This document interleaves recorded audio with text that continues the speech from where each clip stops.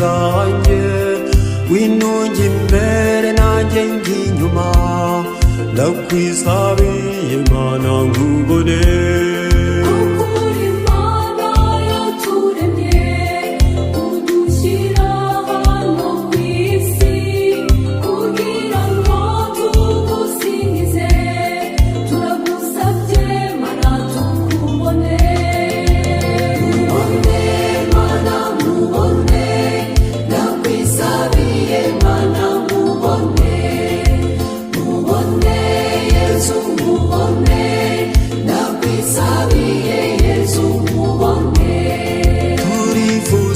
Dawe kukumenya, kukubonesha imitima yacu, ndetse n'amaso yacu akubone, turagusabye Mana tukubone.